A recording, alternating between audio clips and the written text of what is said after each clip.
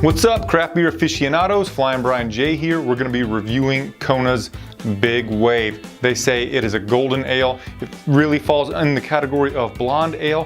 4.4% alcohol by volume. Depending where you look, it either has 5 or 13 IBU. On Rate Beer, it has an average score of 2.99 out of 5. And on Untapped, it gets a 3.54. So let's pop the top and get a nose on her.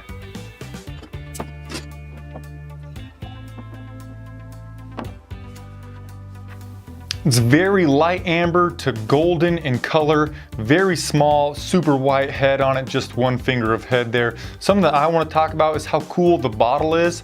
I love that it has the Hawaiian Islands on the actual glass bottle imprinted in there.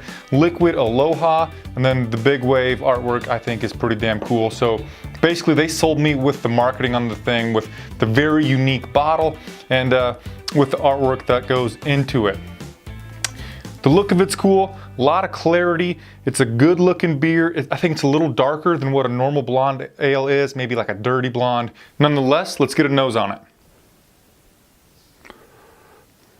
Slightly citrusy, slightly fruity. Most of what I'm getting is sweetness from the caramel malt and the base malt character shining through. Really sweet with just a touch of maybe orange, lemony zest kind of thing. But let's get a drink. Cheers. There's a little bit of a honey character that's on the front of my tongue. As it trickles back, I get a little bit of a fruit punchy kind of flavor from the hops. Bitterness slightly hanging out on the back of my tongue, so I would guess that the rating that's right for the IBUs would be 13 and not 5. It is super smooth though. Mouthfeel, I'd give it light to medium light. It's reaching maybe 55% of my mouth. It's not giving me that candy bar feeling, but overall, not very bitter. The initial flavor with that honey is decent. Overall, the fruit punch rolling over my tongue is somewhat okay. It's got kind of like a strange little flavor, but it is smooth. It is super drinkable. Head dissipated rather quickly. It's not overly carbonated, so the mouthfeel, I think it's leaning towards that medium because it's not that carbonated. It's not real sharp on my tongue. Final grade that I would give it, I'm taking away points because I don't think that it really is a good example of a blonde. A little bit on the nose with the citrusy. I feel like the nose, ever so slightly, it's a little bit of a pale ale. The look of it, again, it's a dirty blonde. It does have that weird flavor that rolls over the back of my tongue. It is super easy drinking, but there are way better blonde ales out there that have a more well-rounded approach to the blonde.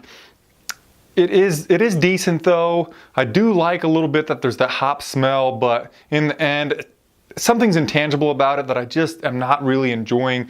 I'm gonna give it a 3.25. I do have, like, on the front of my tongue a little bit of, I don't know, maybe it's hop resin that's sticking on the front of my tongue. That's not really great. I'm gonna give it a 3.25 out of 5. If you've had Kona's Big Wave Golden Ale, really it's a dirty blonde ale, tell me what grade you would give it in the comment section down below. And please like the video and subscribe, share it on all of your favorite social media websites. Would really appreciate that. Until next time, this has been Flyin Brian J with craft beer or rate beer review number 11. Cheers.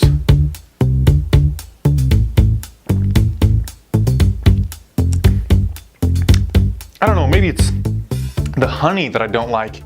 I'm not really a huge fan of honey wheats or any beers that have a terrible amount of honey in them, but there is something that's just hanging out in my tongue that's lingering a little too long. Golden ales, or what I think of blonde ales, should be there and gone, you know, and just leaving me with enjoyment. Here I'm questioning whether I would like another drink of this. Obviously I would take another drink, but something is hindering me a little bit. I do like the drinkability with the 4.1% ABV. I'm feeling good with my 3.25%. I think that blonde is really, it's an entry-level beer, and I don't think that this is gonna be really that friendly to a lot of entry-level craft beer consumers. Hell, I'm not entry-level, and it's just not that enjoyable for me either.